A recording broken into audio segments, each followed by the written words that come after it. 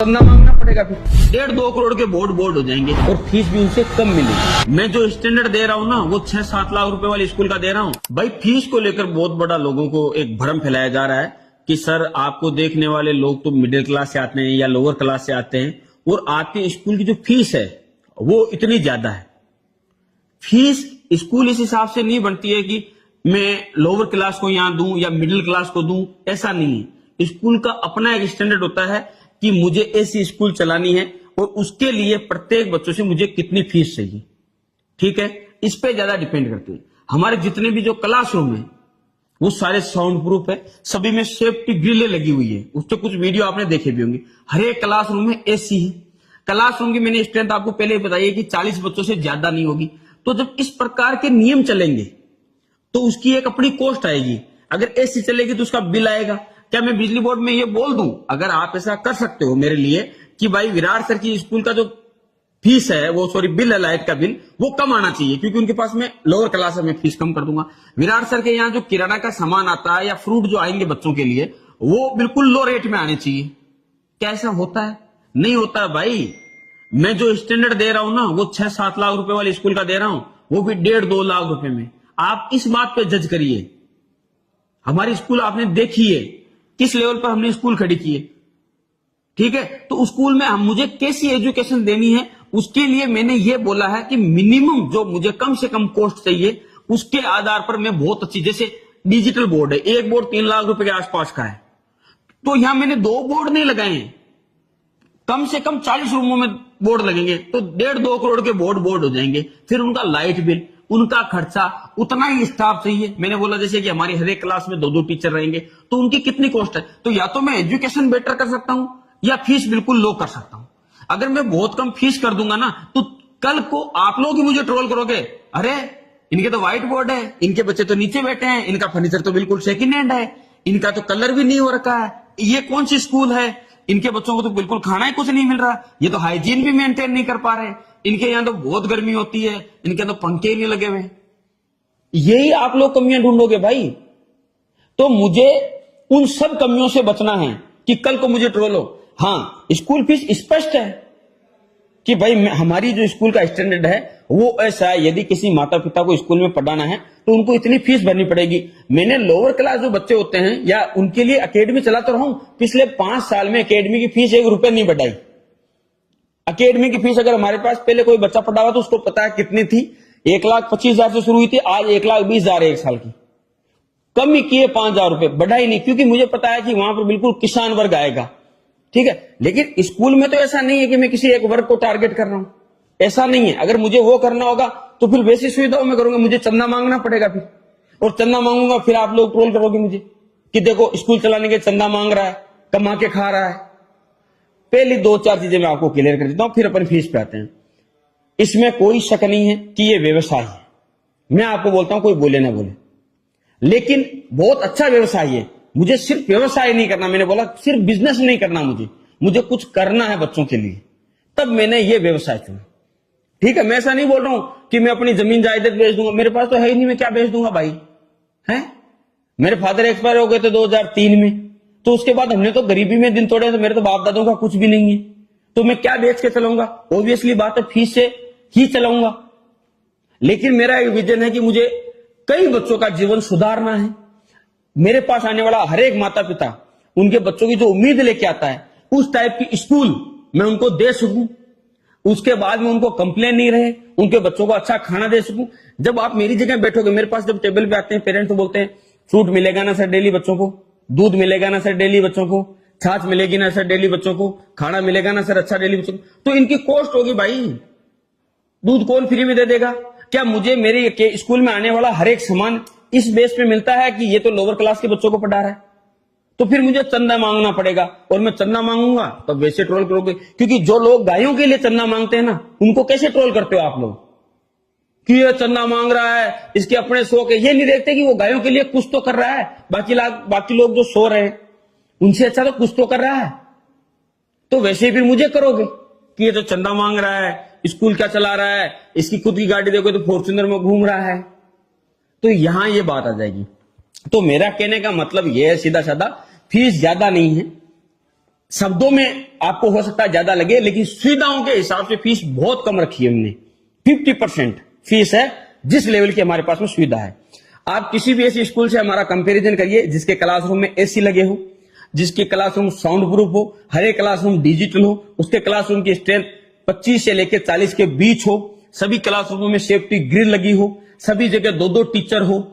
इनसे कंपैरिजन करिए हमारा, और पूरा का पूरा स्टाफ बाहर से, हमने जैसे बोला कि नर्सरी से लेके 8 तक हमारा स्टाफ पूरा साउथ का है, तो उनकी अकोमोडेशन में यहाँ का स्टाफ हायर होता है।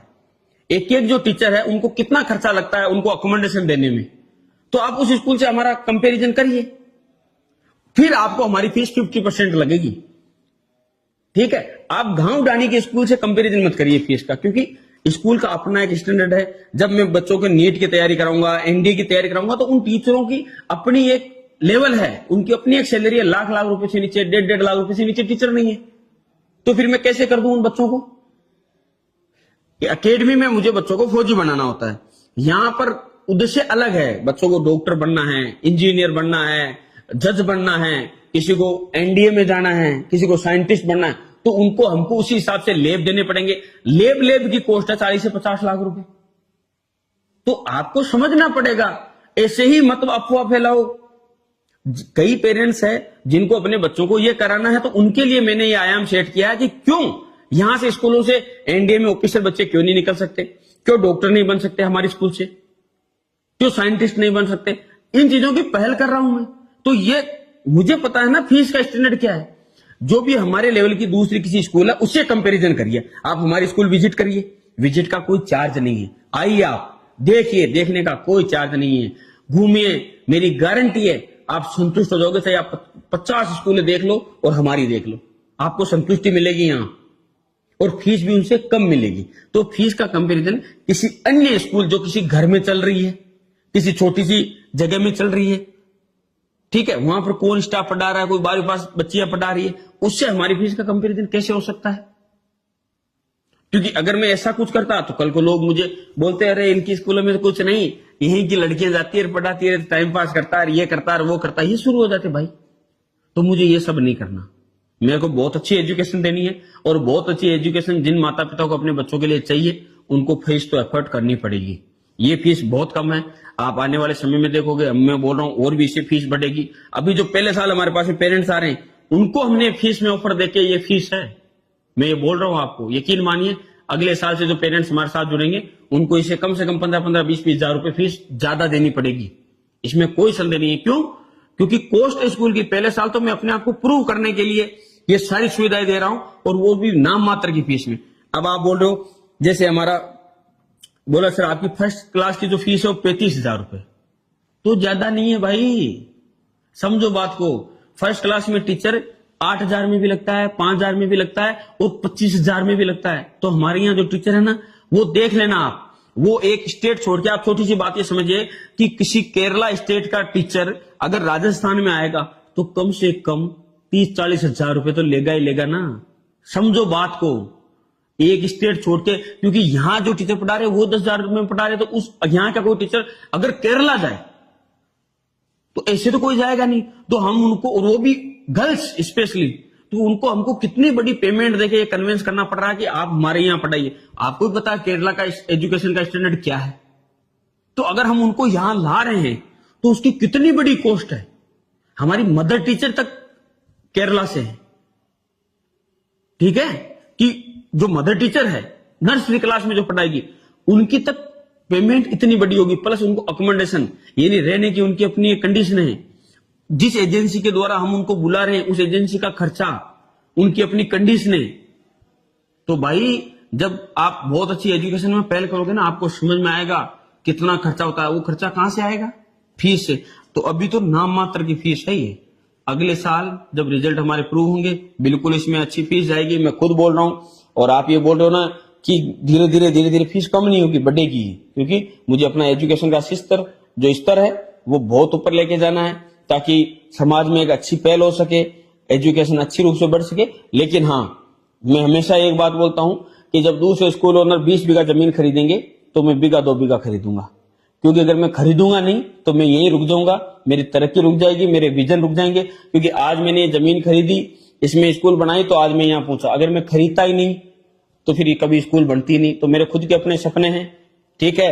मैं रात दिन मेहनत करता हूं इसलिए कि मैं कुछ कर सकूं बड़ा, ठीक है, ज्यादा से ज्यादा बच्चों को सक्सेस कर सकूं। और मैं फौजी आदमी हूं, मुझे पता है मैं खुद मेहनत करूंगा तो ज्यादा बच्चों का फायदा कर सकता हूं।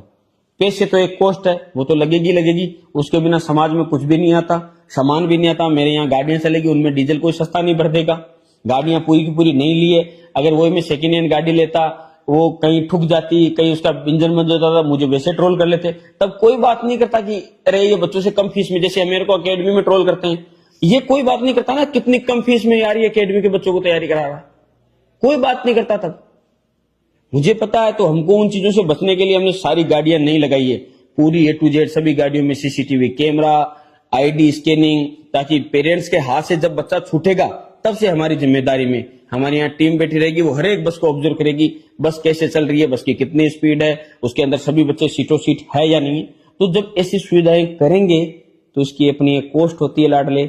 इसीलिए बिना चीजों को देखे, बिना समझे ऐसे ही हवा में बात नहीं करना चाहिए। और हॉस्टल की फीस भी बहुत ज्यादा नहीं है, 1 से 5 तक हमारी हॉस्टल की फीस 1,20,000 रुपए, 6 से 8 तक की फीस 1,30,000 रुपए, और 9 से 12 तक की जो फीस है वो 1,40,000 रुपए। तो आपको ज्यादा लग रही हो सकती है, ज्यादा नहीं है। सभी जितने भी रूम है उनमें सब में AC है, यानी एयर कंडीशनर रूम है, सभी में 2-2 वॉशरूम है, अटैच बाथरूम दिए हुए हैं। आपको नल फिटिंग में दिखा सकता हूँ, जैगुआर जैसी कंपनियों की नल फिटिंग है, ताकि बच्चों को ये नहीं कि उसमें नलकी में कहीं से पानी चल रहा है, ये हर दिन उनके वॉशरूम साफ होंगे, सफाई का, हाइजीन का इतना ध्यान रखा जाएगा। तो ये उन चीजों की कॉस्ट है, ठीक है। 5 टाइम बच्चों की मील ऐड की गई है कि जो भी बच्चे हमारे हॉस्टल में रहेंगे उनको दिन में 5 टाइम मील मिलेगी, सुबह ब्रेकफास्ट, फिर लंच, फिर स्नैक, फिर उसके बाद में शाम को खाना, रात को दूध, ठीक है, फ्रूट व्रूट सब इसमें ऐड है, और बहुत अच्छा खाना ऐड, आप आगे वीडियो देखोगे तो उसकी कॉस्ट है, उसके अलावा और कुछ नहीं है। इसीलिए थोड़ा बात को समझो, किसी के कह देने से फीस ज्यादा कम नहीं होती लाडलो, इस नैरेटिव को थोड़ा बदलो, ठीक है। जय हिंद, जय भारत।